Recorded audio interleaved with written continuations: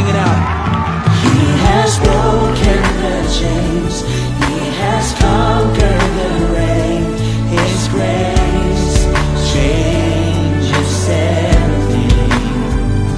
And by the power of His blood, we are daughters and sons. His grace changes everything. His grace changes everything. There's no sin too great. There's no pain too deep. The cross declares it is done. There's no shame too real that His love won't heal. Forever the victory is won. There's no sin too great. There's no pain too deep. The cross declares it is done. There's no shame too real that His love won't heal. Forever the victory is won.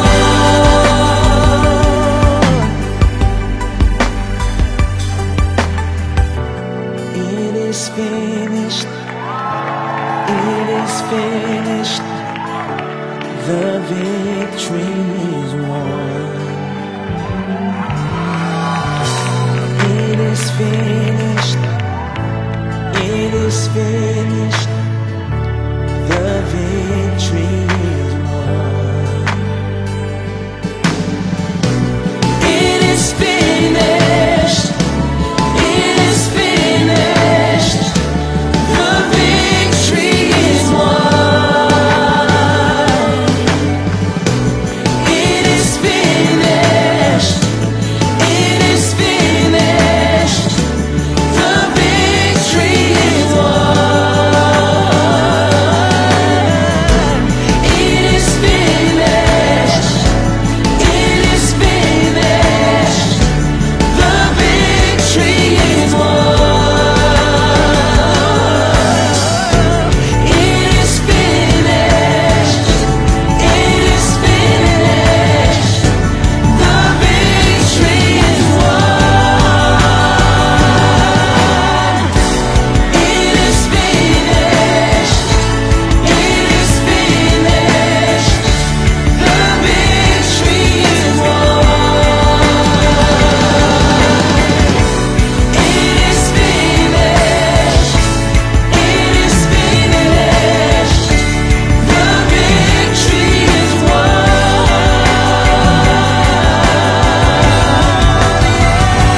There's no sin too great. There's no pain too deep. The cross declares it is done. There's no shame A blessed Sunday po sa lahat. God loves us with an everlasting love. His love runs deeper than any love that we've ever experienced. His love is indescribable. His love is endless. His love is everlasting, and His greatness is unsearchable. Who is like our God? No one can compare to His loving kindness. Nothing can compare to His outstretched arms. His love will lift you up out of any pit that you may face. His love will conquer every stronghold that you may battle. His love will lead you through the wilderness. His love will protect you through the storm. And His love is marvelous, and nothing can compare. According to Jeremiah 31:3, the Lord appeared to him from far away. I have loved you with an everlasting love. Therefore, I have continued my faithfulness to you. So brothers and sisters, we can find that everlasting love to our everlasting God. So let us all stand at ihanda po natin ating mga sarili para sa pagpupuri sa Panginoon.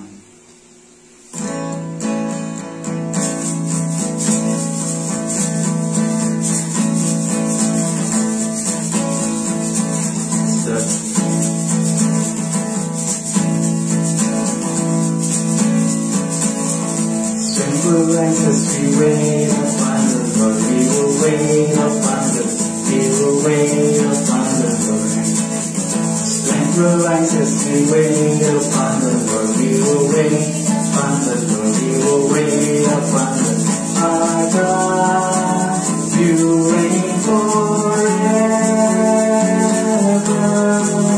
Our hope, our song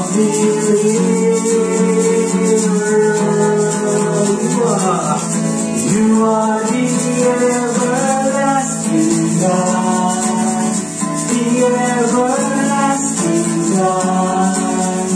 You do not think you won't grow weary.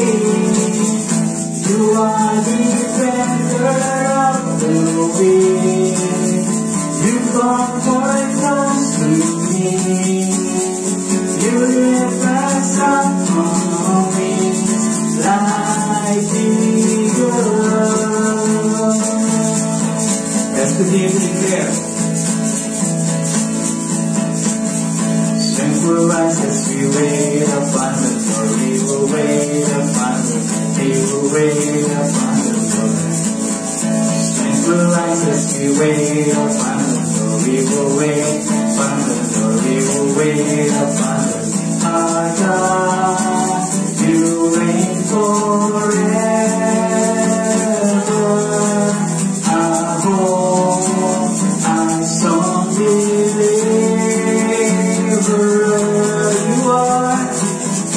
You are the everlasting God, the everlasting God. You do not think you won't grow weary. You're the defender of the weak. You comfort those in need. You lift us up on wings like eagles. You are the everlasting God, the everlasting God. You do not think you won't grow weary. You're the defender of the weak. You comfort those in need.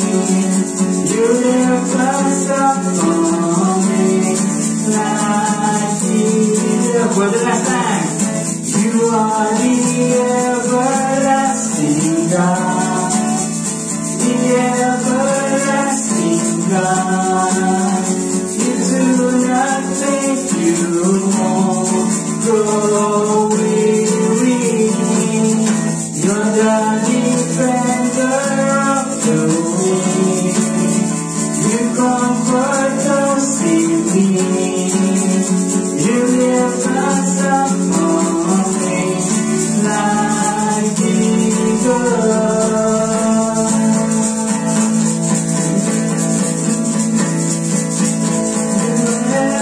Everlasting God.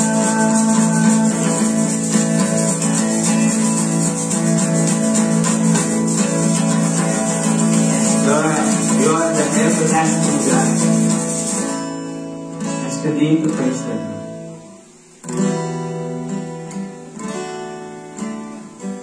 Yes, God.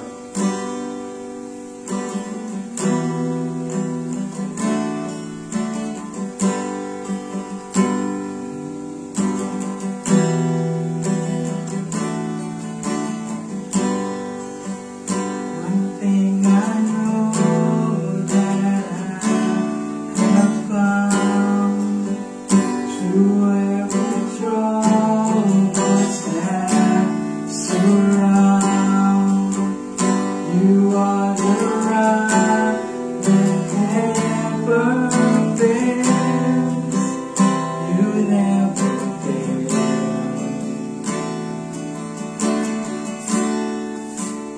One thing I know that I believe, through every blessing I receive, you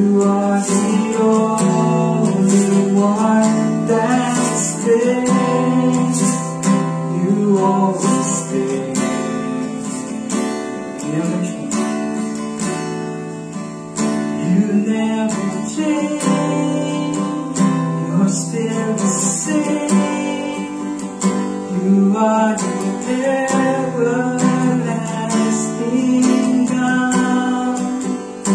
You will remain after the day is gone and things on earth have found. Everlasting God.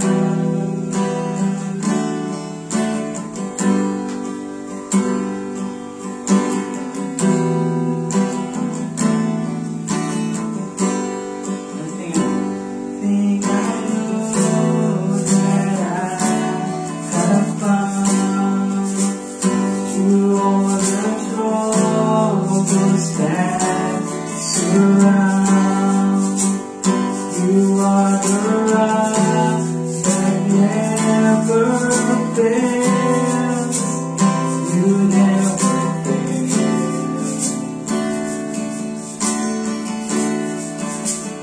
One thing I know that I believe, through every blessing I receive, you are the only one that stays. You always stay.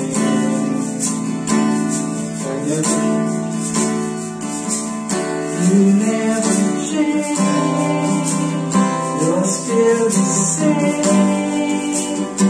You are the everlasting God. You will remain after the day is gone and things on earth have found.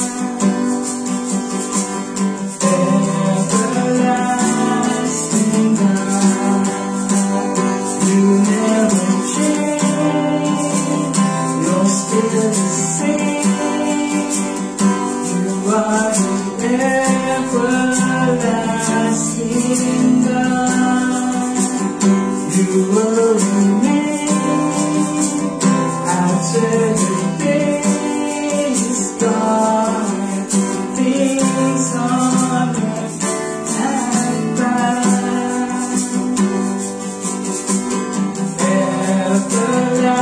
Everlasting God, you're still the same. You are the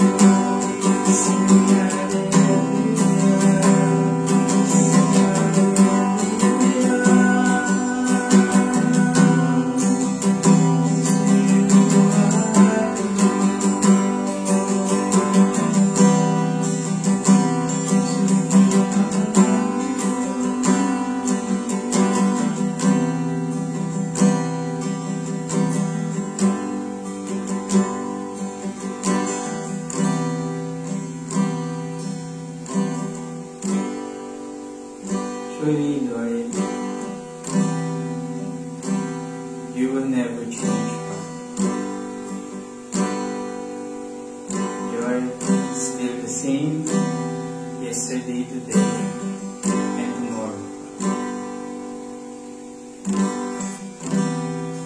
Kaya Lord, hindi po magbabago yung pagmamahal sa amin. Hindi magkukulang, hindi mawawala. Because you always faithful, Lord God, doon sa lahat ng inyong pangako, Panginoon. And we thank you for that. Thank you for your love. Thank you for your faithfulness. Thank you for your embrace, Lord God. Thank you for the strength. Dahil nakakaya namin tumayo every day, Lord God. And that is because of you.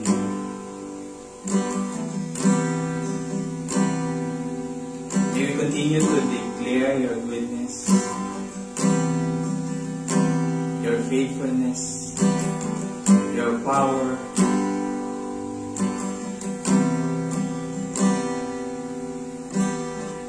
For this morning, continue to open our hearts, Lord,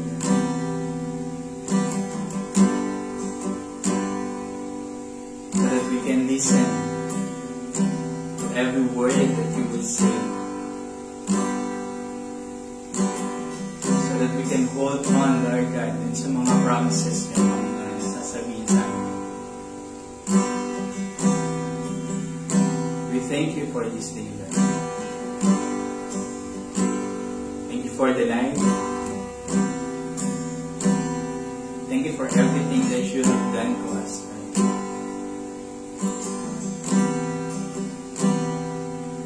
Ang umagang ito, Panginoon, ay para sa inyo at sa inyo lamang. Wala kaming ititira, wala kaming kukunin.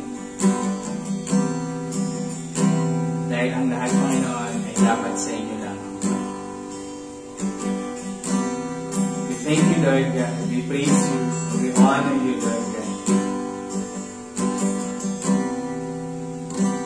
Continue to touch our hearts, Lord. Touch every heart that is watching today, Lord God. Embrace them. Comfort them, Lord God. Encourage them, Lord God. That no matter what happens, your love is unfailing. Thank you, Lord. Thank you, Jesus. We praise you.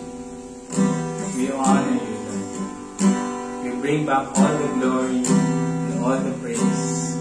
In Jesus' name we pray. Amen.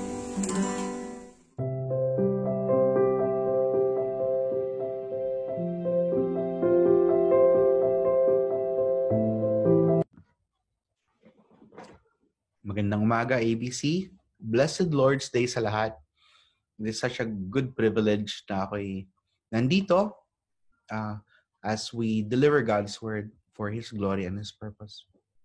Last week po, pinag-usapan natin ang isang character ng Old Testament na si Abraham. We talked about when God is testing us. And we have seen kung paano tinest ng Lord si Abraham. Ngayon naman, we will look at another Bible character. We will look on a period of the life of Jacob. Kilala man natin kung sino si Jacob, no? When we talk of Jacob, alam natin na siya yung may kakambal na si Esau. Tapos, nung sila'y lumalabas pa lang sa sinapupunan, ginrab niya ang heel ni Esau. Pag sinabi mong heel grabber sa kanilang kultura at kapanahunan, sila ay kung ituring ay manipulator, trickster, manloloko. In fact, manloloko talaga si Jacob. Dahil mas matanda si Esau sa kanya. Ang ginawa niya, nung si Esau na hunter ay sobrang gutom. Meron siyang bowl of soup na hinanda. At dahil sobrang gutom si Esau, sabi niya, bibigyan kita nito. Pero bigay mo sa akin ang birthright mo. So, yun nga ang ginawa. Binigay ang birthright. So, yung double portion ng pwedeng manahin dapat ni Esau, binigay niya kay Jacob. Not only that, yung time na ang kanyang tatay na si Isaac, bibigyan na ng blessing si Esau na dapat mas matanda, tinrik niya si Isaac. As katulong ang kanyang nanay, minanipulate niya sa pamamagitan ng paglalagay ng fur ng goat dahil balbon si Esau at malabo na ang mata ni Isaac. At dahil dito, Jacob was blessed instead of Isaac. At galit, instead of Esau, excuse me. At naggalit na galit si Esau sa kanya. And because of this event, he fled papunta sa kanyang uncle na si Laban. At doon siya nagtrabaho. Doon siya nagkaroon ng family. Before I continue, join me in a prayer. Let's pray. Father Almighty, I dedicate this time to you. I offer this to you. And I'm praying that whatever your purpose is, yun po yung mangyari. Sa mga taong nandito ngayon sa online service ng ABC, dalangin ko po sa inyo, nakatagpuin nyo sila. Meet them where they are. Show them your goodness. Show them your perfection. Show them that you're a God who will meet us where we are, who will meet us where we need you to be. Tulungan nyo kami, O God, to always be in the spirit of worship na lagi namin kayong unahin. Ihandaan nyo ang aming mga puso. Cleanse us from our sins. At itago nyo ang inyong lingkod sa inyong likuran. Kayo po ang maitangpok. Kayo po ang maipunyagi. We want your glory. We want your glory. Salamat sa katapatan nyo. We entrust everything to you sa pangalan ni Jesus. Amen. So for years, Jacob has been living sa kanyang uncle na si Laban, 20 years. Simulan natin ang pag-aaral sa Genesis 31, verse 3. Then the Lord said to Jacob, return to the land of your father and to your kindred, and I will be with you. God gave Jacob a command. And that command is, go home, return home, and I will be with you. Ang Lord, when He commands something, there are two kinds of command. Isang conditional, isang unconditional. This is a conditional command. Sabi ng Lord, I will be with you if you return to the land of your father. Sasamahan kita. Napaka-solid ng promise ng Lord that I will be with you. And this is evident on what happens next. So, because of that command, si Jacob, sinama niya ang kanyang family, lahat ng kanyang mga anak, mga servants niya. At nung wala si Laban, secretly na umalis sila sa lugar ni Laban. And because of that, pagdating ni Laban, nagulat si Laban. At hinabol ngayon sila in hot pursuit. Isang stressful na pangyayari sa buhay ni Jacob. Hinahabol sila ni Laban kasama ang kanyang mga anak. And this added a lot of stress sa kanyang buhay. So, imagine having someone angry at you and pursuing you in a malicious way. Na-experience niyo ba to? Kung na-experience na to, alam niyo ang nararamdaman ni Jacob. At dahil sa stress na nangyari yon, let's see what happens next. In Genesis 32, verse 2. When Jacob saw them, he said, this is God's camp. So he called the name of the place Manaheim. Let's start with verse 1. Jacob went on his way, and the angels of the Lord met him. So, as he continued the journey, after yung stressful na time, the angels of the Lord, the angels of God, met Jacob. God has been showing His presence to Jacob more than once already. Bakit? Kasi hinahanda niya si Jacob for what is to come. Ito po yung magiging climax ng journey ni Jacob, so to speak. Tandaan natin, ang utos ng Lord kay Jacob is to go home. Bumalik ka sa iyong bahay. Bakit mahirap yon?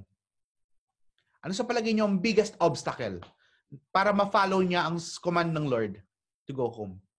The biggest obstacle to follow God's command is the same reason why he needed to leave his house. At yon ay si Esau, na kanyang niloko. Nagalit sa kanya na gusto siyang patayin.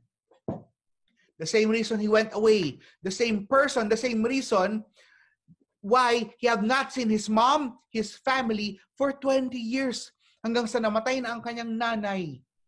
Hindi niya man lang nakita. His brother Esau.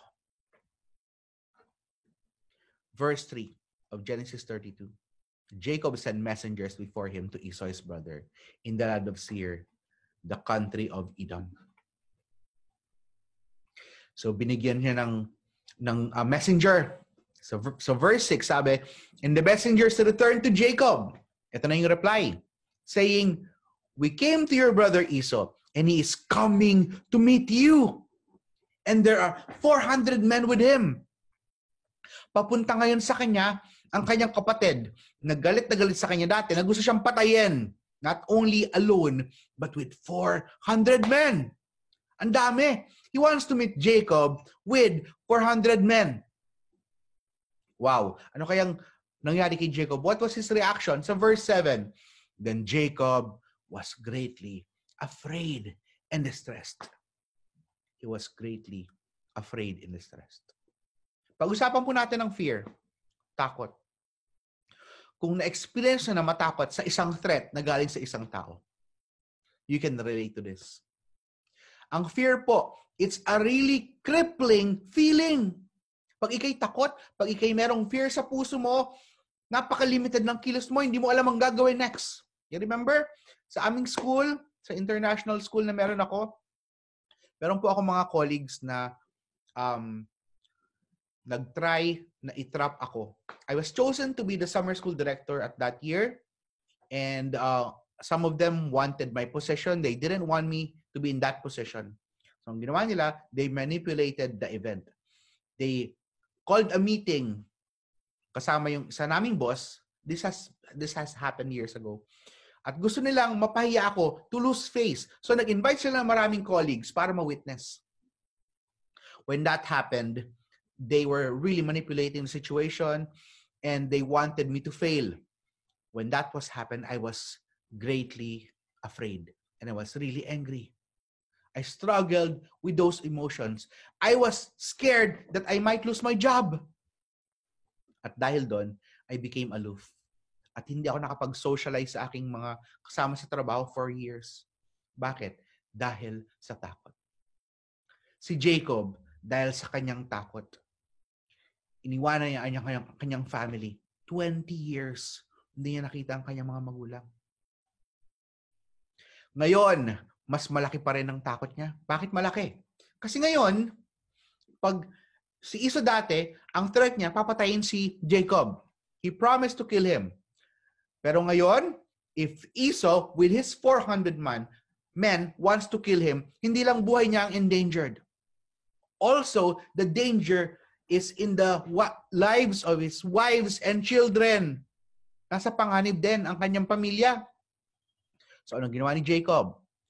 7b hanggang 8. He divided the people who were with him in the flocks and the herds and camels into two camps, thinking, if Esau comes to one camp and attacks it, then the other camp will left to escape.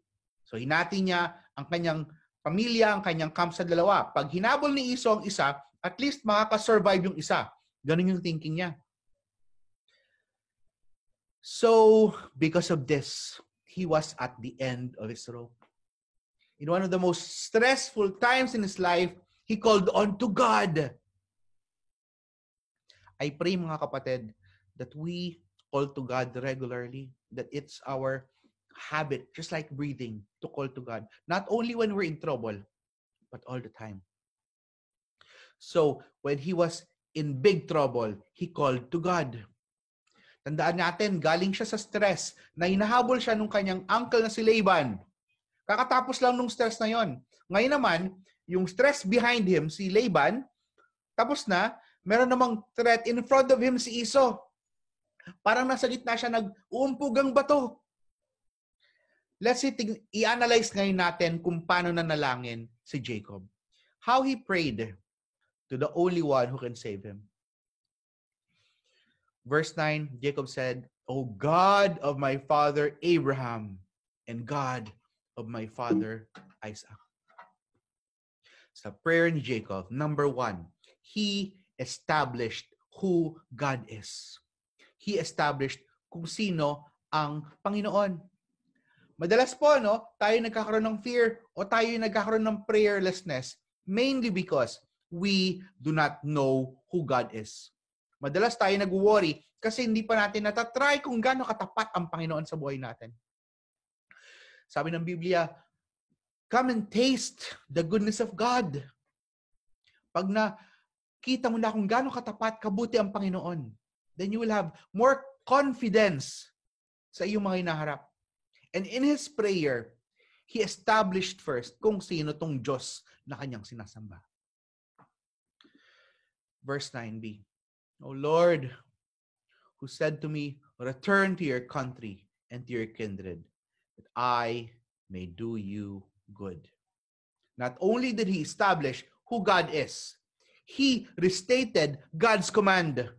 Bakit ba ako nandito sa path na to? Bakit ba ako hinahabol ni Esau? Because Lord, I am following your command. Nirestate niya sa kanyang panalangin kung ano ang sinabi ng Lord. Sinabi ng Lord na go home, go to your kindred. And he said that in his prayer. Not only did he establish who God is, he restated God's command. Verse 10. I am not worthy of the least of all the deeds of steadfast love and of all the faithfulness that you have shown to your servant. Sa panalangin po ni Jacob, in-establish niya kung sino ang Diyos. Nirestate niya yung command ng Panginoon. And number 3, he admitted his own unworthiness. He admitted his own unworthiness. Hindi po madali to admit our own unworthiness. Tayo, sa culture na meron tayo sa mundong ito, lagi na lang ine-establish na you are worthy, na mahalaga ka, na you are, dapat alam mo yung right mo, pursue mo yung right mo. Pero in this prayer ni Jacob, inamin niya na siya mismo ay hindi worthy. Explicitly, sinabi niya na hindi siya worthy sa lahat ng mga mabubuting ginagawa ng Diyos sa kanya. If we start to admit our own unworthiness, we will see the power and worthiness of our God. Unfortunately, tayo, sobrang nakafocus tayo sa ating sarili. Sa mga kaya mong gawin, sa abilities mo, sa dreams mo, sa mga pangarap mo. Maybe it's wise to admit your own unworthiness. The Lord loves humble people. He gives grace to the humble. Verse 10, I am not worthy of the least of all the deeds and the steadfast love and of all the faithfulness that you have shown to your servant. For with only my staff I crossed this Jordan, and now I have become 2 camps. Dati, Lord, ang meron lang ako yung staff ko, yung tungkod lang ang pag-aari ko. Ngayon, wow, meron akong 2 camps. You have blessed me. Napakadaming pagpapala na meron ako. Pero I admit that I am unworthy of all of those. Not only did he tell God kung gaano siya ka-unworthy, he also remembered God's kindness to him and God's mercy to him. Na dati, ang meron lang siya, ang kanyang tungkod. Wala siyang pag-ari. But God blessed him so much. blessed him financially, blessed him with people to love. Pinagpala siya ng Panginoon. So it's good for us to remember God's kindness and mercy to us. Kasi po, kung ang Lord naging tapat sa atin in the past, pag meron tayong trouble, pag meron tayong struggle na inaharap, isn't remembering how God's kindness to us in the past tell us that if He was kind to us in the past, He will surely be kind to us again in the future. Verse 11, please deliver me from the hand of my brother, from the hand of Esau. Sa panalangin po ni Jacob, he established who God is. He restated God's command. He admitted his own unworthiness. He remembered God's kindness and mercy. And he made his request. Before he made this request, inuna niya munang tignan ng Diyos kung sino siya. And then tignan ng kanyang sarili kung sino siya. That he is unworthy. And the only good thing about him is God. Verse 11. For I fear him, that he may come and attack me and the mothers with the children. Sa part po ng panalangin ni Jacob na to, after he had said that his request, ano po napansin natin? We noticed that he was honest with his feelings. Napaka-open niya sa nararamdaman niya sa Panginoon. Sinabi sa Panginoon ko anong nararamdaman niya. Sabi niya, I fear him. I am afraid, Lord. Natakot po ako sa kanya sa maaari niyang gawin sa akin, sa maaari niyang gawin sa aking pamilya. He was honest to God with his feelings. Unfortunately tayo, no? Somehow, when we're praying, meron tayong mask of piety. Gusto natin na tama lahat ang ginagawa natin, which is not bad. Unfortunately, we're not very honest to God with how we feel.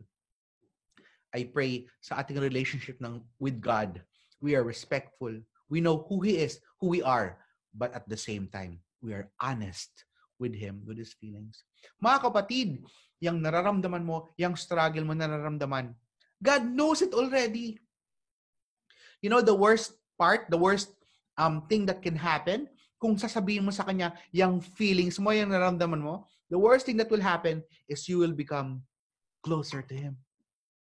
Napansin niyo po ba, yung mga taong gusto nating makasama, yung mga taong open, yung mga taong walang inhibitions, walang pagkukunwari.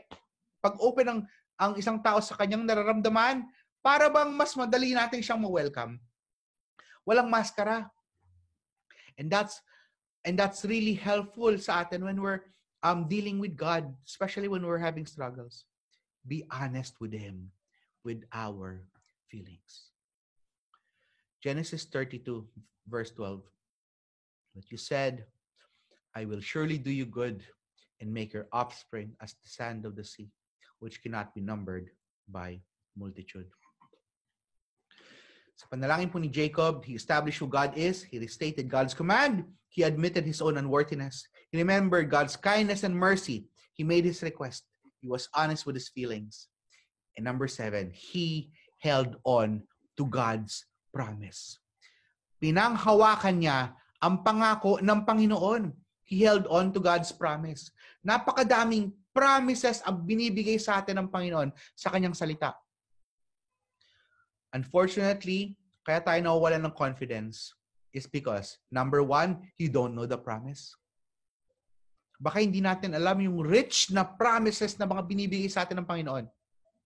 Or number 2, you don't know the giver of the promise.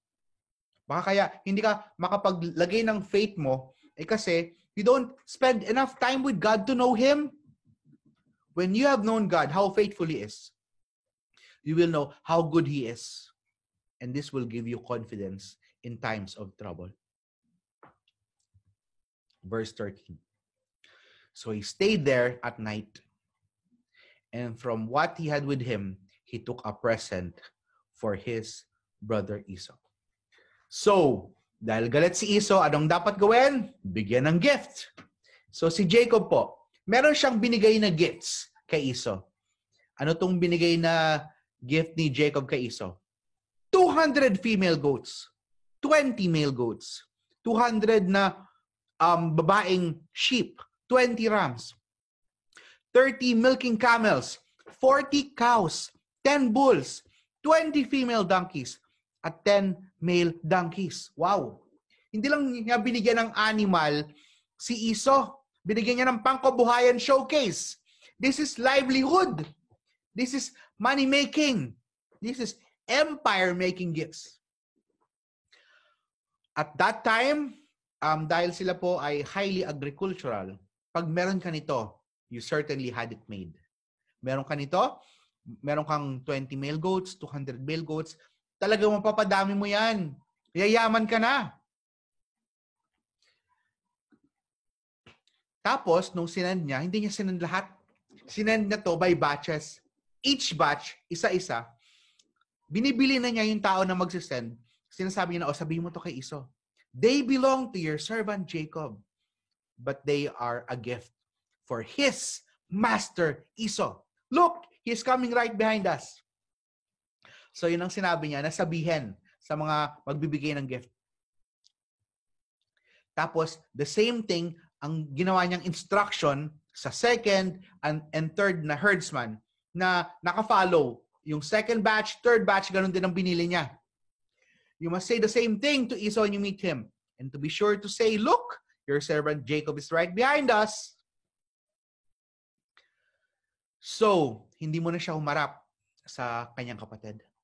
Verse 22, the same night he arose and took his 2 wives and his 2 female servants, and his 11 children, and crossed the ford of the Yabok. Itong verse na to, sa original Hebrew, merong play of words na nangyayari dito. Parang ganito. Ang ganda ng poetry nung sinulat to sa Hebrew. Si Jacob, kinross niya yung river, yung ford ng Yabok, para mag-yakeb. Ano ba ang yakeb? When you say yakeb, this is wrestle. To wrestle with somebody. For Jacob, there was no blessing without some agony and tears. Verse 23, he took them and set them across the stream and everything else that he had. And Jacob was left alone.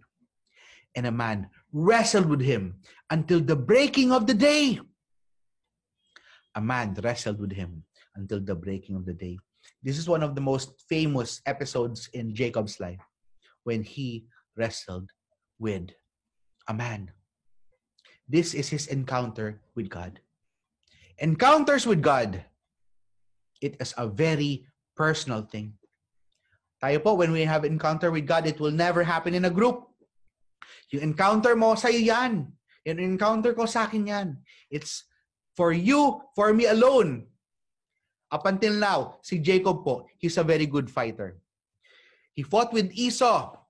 Nanalo siya ng birthright. Nanalo niya yung blessing. He fought with Laban. Napanalo na niya yung great wealth. Napanalo na niya yung mga anak ni Laban, pati yung kanyang mga apo. Ano po napansin nyo sa verse 24? Sabi dito, a man wrestled with him until the breaking of the day. What did you notice? A man wrestled with him. Napansin ko po dito, Jacob did not initiate. God initiated the struggle. Bakit? Because God had a purpose. So they were wrestling together. Gaano katagal? Until the breaking of the day. Isang verse so pregnant with events, pregnant ng meaning, pregnant na mga nangyayari. Ang Bible po, no, sikat sa economy ng words, matipid sa salita. Pero sa isang verse na to, imaginein mo yung agony, yung hirap ng pagre-wrestle sa isang tao. Until the breaking of the day, Jacob was wrestling with a man. Verse 25, when the man saw that he did not prevail against Jacob, he touched his hip socket, and Jacob's hip was put out of joint as he wrestled with him. Now, he fights a man he cannot defeat. A man who cripples him in the strongest part of his body. Sabi dito, meron daw doktor na nagsabi, yung hip muscle ang pinakamalakas na muscle sa human body. Ito daw pong muscle na to, maski ang lakas ng kabayo, sobrang hirap ang kabayo para ma-tear to apart. This is the strongest muscle sa katawan ng tao. Yet this man, in one touch, pulled Jacob's hip out of joint. And Jacob is now forever broken in this area of his greatest strength. Jacob was broken. Sabi ni Frederick Buechner, yung daw encounter ni Jacob, itong divine encounter ni Jacob sa Yabok River, sabi niya, and I quote, magnificent defeat of the human soul at the hands of God. It's in Jacob's story that we can easily recognize our own elements of struggle, our fears, our darkness, our loneliness, our vulnerability, our empty feelings of powerlessness, yung pagod natin, yung pain natin. Alam niyo po mga kapatid, success in the realm of faith has an entirely different definition than the world's success. Sa mundo, pag ikay successful, meron kang house and lot. Meron kang siguro mga sasakyan. Siguro maganda ang trabaho mo. Siguro marami kang pag-aari. Sabi nga, whoever dies having more toys wins. Yun ang attitude ng mundo. Pero iba ang perspective ng Panginoon sa success. Iba sa definition ng mundo. The greatest man who ever lived in God's eyes, besides Jesus, did not drive a BMW. In fact, he ate locust and honey for his meals, and he was wearing camel skin. Sino ba to? This is John the Baptizer. Mga kapatid, success is simply fulfilling God's best for your life. Napakakonti lang ng oras natin sa mundo. I pray na hindi natin masayang tong oras na to in just doing things that makes us happy. I pray that we live our lives dun sa purpose ng Panginoon. If we want God's best, let God break our self-sufficiency. We must let God break us of our self-confidence.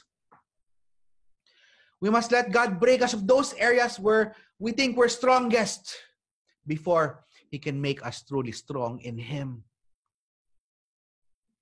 We need to be broken of our self-confidence, self-sufficiency. Alam niyo po, ano pa lang, as a preschool teacher, ako po ay nakikita kung paano namin tinutrain ng mga bata. Sobrang sinasabi namin na, kaya mong gawin yan, you can do it on your own. We train them to be self-sufficient, to be independent. Unfortunately, nakukuha natin yan as we grow up. Na kaya ko to, ako nang bahala. Tatry ko munang isolve to. Pag wala na akong magawa sa buhay, pag di ko na kayang isolve, tsaka ko na i-involve ang Panginoon. Tsaka na ako mag-pray. Let God break our self-sufficiency. Chuck Swindoll said, when God wants to use a man greatly, He must first hurt him deeply. And I've experienced this hurt before I became a pastor. My first ministry here in China, I taught for 8 years. There was a very hurtful event that happened. We were so hurt, we were so heartbroken, and this happened in the first year of our marriage, na sobrang nagmo-mourn kami because we love these people so much.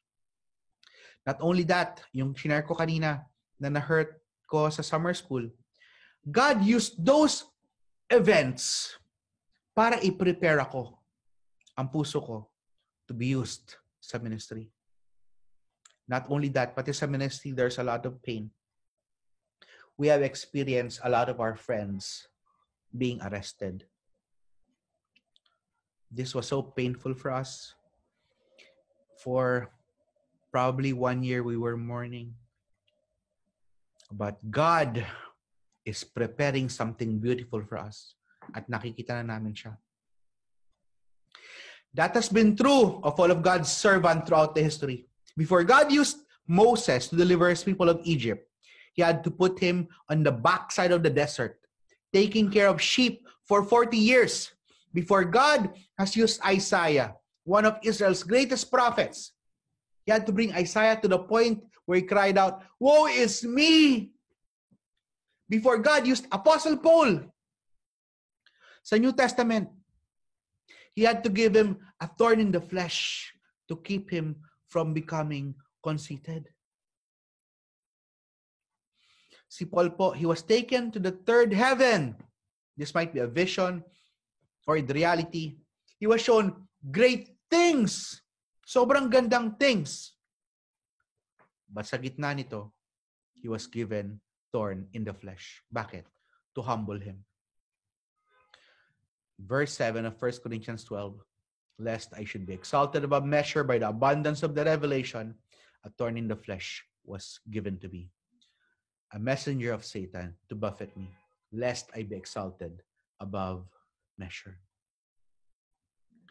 Verse 9, he said, to me, my grace is sufficient for you, for my strength is made perfect in weakness. Therefore, most gladly I will rather boast in my infirmities than the power of Christ may rest in me. Maski po, ang body ni Christ need to be broken on the cross before the blessing of salvation could come to a broken world. Brokenness. To be broken. Vance Havner once said, God uses broken things. Broken soil to produce a crop. Broken clouds to give rain. Broken grains to give bread. Broken bread to give strength. It is the broken alabaster box that gives forth perfume. It is Peter weeping bitterly who returns to greater power than ever. Brokenness. When God is letting us undergo something, it is for His divine purpose. He is breaking us for His reason. Psalms 51:17 says, the sacrifices of God are a broken spirit, a broken and contrite heart, O Lord, you will not despise. Mga kapatid, are you experiencing this nowadays? Are you broken today? Then come to God and let Him turn your brokenness into a blessing, not only for yourself, but for those around you. For God uses broken things more than any other thing. In fact, God must break us of our self-sufficiency before He can bless us and make us a blessing to others. If we want God's best, let us God break us of our self-sufficiency. And number 2, let God break us of our sins. We must let God break us with the realization that we are spiritually poor. We must let God break us with the awareness that we are morally bankrupt. That at the core of our very being, we are deceitful, we are wicked. Ganon binrake ng Lord si Jacob before He could bless him. So verse 26 ng Genesis 32. Then he said, let me go, for the day has broken. But Jacob said, I will not let you go unless you bless me. Blessing. When you say blessing, madalas na i-equate natin to sa possessions, sa riches, sa dreams ng ating buhay. Pero tandaan natin, Jacob at this point is already extremely rich. Mayaman na siya. He does not need to be richer. In fact, yung riches niya nga pinamigay niya kay Esau. He wanted one request. He wanted something very specific. What did he want? He wanted to quell his fears. He wanted peace. But before he can have peace, God has a different idea. And he said to him, verse 27, what is your name? And he said, Jacob. Napakasimpleng verse, no? Asking his name in effect, is saying, who are you? What are you? Sino ka ba? Jacob. The word Jacob means heel grabber, usurper, deceiver, mandoloko. God made Jacob tell him who he really was. And God made Jacob admit and name himself a liar, a deceiver, a cheater. God made Jacob admit his own sinfulness before God would bless him. Before God can truly bless Jacob, God made Jacob look at who he was first. Verse 28. Then he said, your name shall no longer be called Jacob, but Israel, for you have striven with God and with men and have prevailed. God gave Jacob a new name, a new identity. He's no longer be known as liar and deceiver. Hindi na siya Jacob. Now, he will be known as the one who struggles with God, Israel. Yun ang meaning ng Israel. The one who struggles with God. Before, Jacob fought against God. Now, God himself fights for Israel. God gave Jacob a new name. God gave Jacob a new relationship with him. Verse 30, so Jacob called the name of the place Peniel, saying, for I have seen God face to face, yet my life has been delivered. Peniel means the face of God. Pinayagan ng Lord na mag-wrestle sila ni Jacob face to face with him, to be real with him, to struggle honesty with him. And he didn't die. Instead, he experienced grace. Si Jacob, ano ba ang dapat na mapunta sa kanya? Manloloko siya, deceiver. Jacob should be cursed. Yun ang deserve niya. But Jacob was blessed instead of being cursed. God gave him a new name, a new identity. God gave him a new relationship with himself. And God gave him a new reputation. Verse 31, the sun rose upon him as he passed Penuel, limping because of his hip. The sun rose on that day, bagong umaga na. The sun rose both literally and figuratively kay Jacob. Oo, figuratively, it rose in the sky, but it also rose in Jacob's heart. Dati, meron siyang despair, meron siyang fear, pero napalitan niya ng joy. And forever, God's people remember what God did for him that day. Jacob was blessed, but only after he was broken of his sin. Who are you? I'm a liar. Who are you? I'm a cheater. God broke him first before he was blessed. At mga kapatid, that's something we must allow God to do for us. If you want to be blessed as well, we must allow God to break us of our sin. We must tell him who or what we really are. Lord, we're liars, we're deceivers, we're sinners. Before God will bring us a new identity, a new relationship with himself, a new reputation. Matthew 5:3 says, blessed are those poor in spirit, for theirs is the kingdom of God. Tandaan niyo po, yung kanyang verb dito is present tense. Is. Theirs is the kingdom of God. In other words, only those who admit their spiritual poverty can enjoy the blessing of heaven right now on earth. The presence of God. On the other hand, those who continue on their own self-righteousness never experiences that blessing. If you know God, if you're living in the relationship with God, admit to him where you are. God is breaking you. Submit to God. Pero kung hindi mo pa kilala ang Panginoon, you don't have a relationship with him. God loves you so much. Pero dahil sa kasalanan na meron tayo, kasalanan ni Adam and Eve, napahiwalay tayo sa holiness ng Lord. At dahil napahiwalay tayo sa holiness ng Lord, dahil sa sin, pinadala niya ang kanyang nag-iisang anak to save us from our sin, to die on the cross. Siya'y namatay at nabuhay after 3 days. And he went to heaven. And the Bible is saying, if you believe in him, if you put your whole life to him, if you admit your sins, repent from your sins, turn back, and put your faith in Jesus and believe in Him and His work in you, then you will experience a relationship with Him. Blessed are the poor in spirit, for theirs is the kingdom of heaven. Sa book ni Philip Yancey na ang entitled is What Good is God, he wrote about being invited to speak in a conference. This is a ministry to women in prostitution.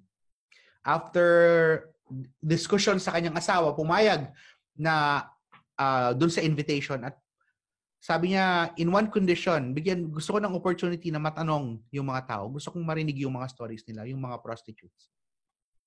So habang kinakausap niya yung prostitutes, sabi niya, did you know that Jesus referred to your profession? Let me read what He said. I tell you that the truth, the tax collectors and prostitutes are entering the kingdom of God ahead of you. Kausap ni Jesus dito yung mga religious authorities at that day. At tinanong ni Philip Yancey dun sa prostitute, what do you think Jesus meant? Why did He single out prostitutes? After several minutes of silence, a young woman spoke of her in her broken English. Sabi niya, everyone, she has someone to look down on, not us. We are at the low. Our families, they feel shame for us. No mother anywhere looks at her little girl and says, honey, when you grow up, I want you to be a good prostitute. Most places, we are breaking the law.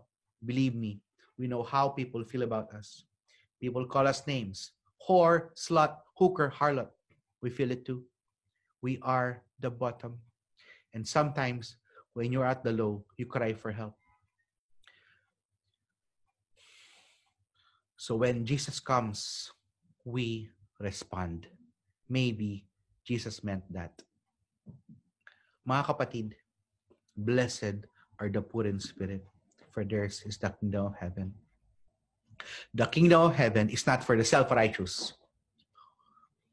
It's not for those that think that they're good. Hindi sa mga, kaya ko, mabait naman ako, ginagawa ko naman lahat ng to. Ang mga nakakatagpo sa kingdom ng Lord, it is those who know their need and admit their sin. You see, Jesus came to die for sinners, not for the self-righteous. So admit your sin to Him. Find a new life in Him. So you can find a new name, new relationship, new reputation, just like Jacob did when he admitted his sinfulness. 1 John 1:8-9 says, if we claim to be without sin, we deceive ourselves, and the truth is not in us. But if we confess our sins, He's faithful and just and will forgive us all our sins and purify us from all unrighteousness.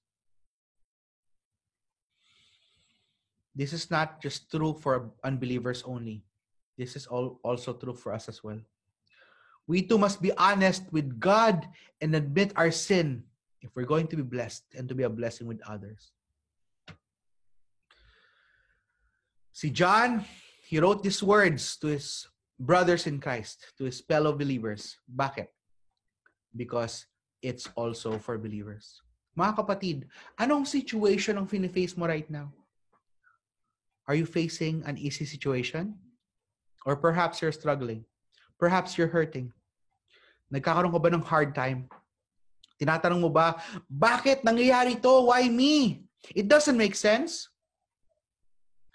Malamang, perhaps, God wants to break us. God wants to break you.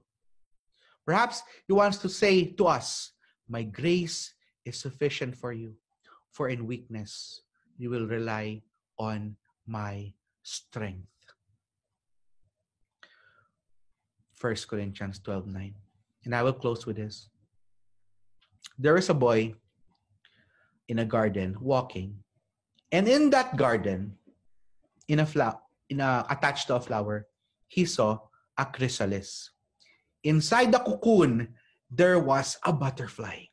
This butterfly was struggling to get out of the cocoon. Naawa ngayon yung bata. Compassionately, the boy helped it. Ginawa ng bata, Inopen niya yung cocoon for the butterfly to help get it out. Do you know what happened next? The butterfly fell on the ground, unable to fly. And this butterfly will be unable to fly forever. You see, when the boy helped the butterfly, he unwittingly doomed it. Kasi without the struggle to use its wings, without the exercise of the wing muscle to break the cocoon, hindi niya nakuha yung exercise na kailangan, yung muscular exercise na kailangan niya para makalipad. Ganyan din tayo sa ating mga buhay.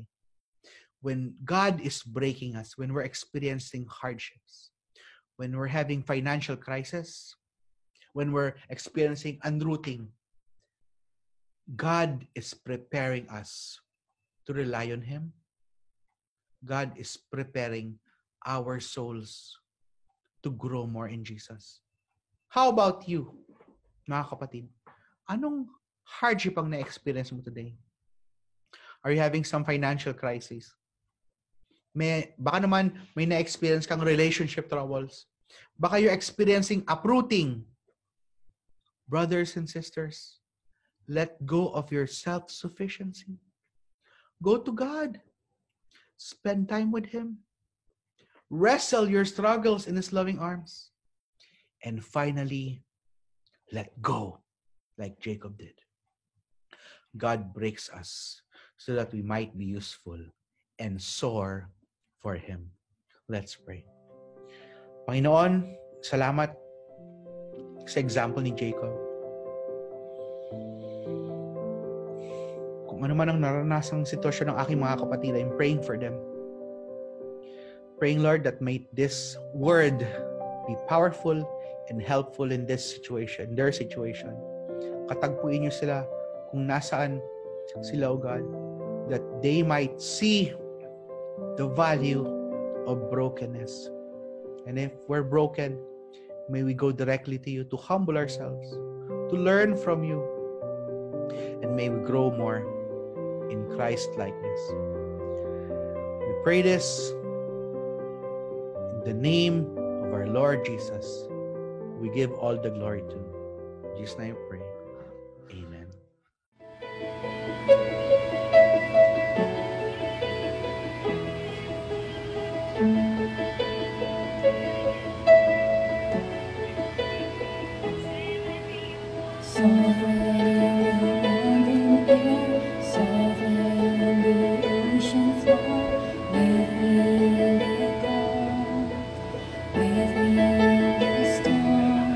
Everlasting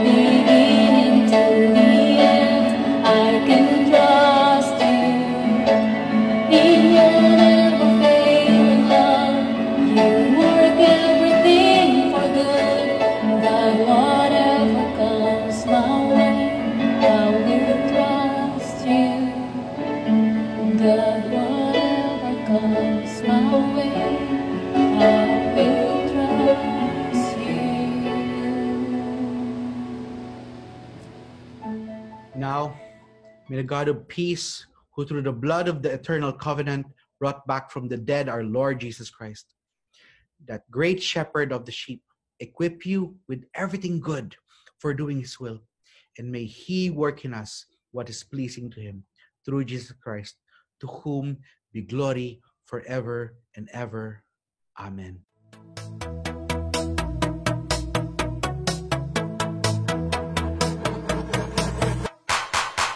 You're the reason why our hearts are beating. You're everything we need. You're the reason for the songs we're singing. We sing because we're free. Come on, we'll let it rise up to our God and Savior. Come on, we'll shout it out louder now. We'll sing it out forever. Hear our praise rising up, whoa, from the hearts of the found. Whoa, we lift a shout to the one who has saved us. What a beautiful sound. Whoa, rising up to you. Rising up to you. To our King who saves, hear our endless praise. Rising up to you.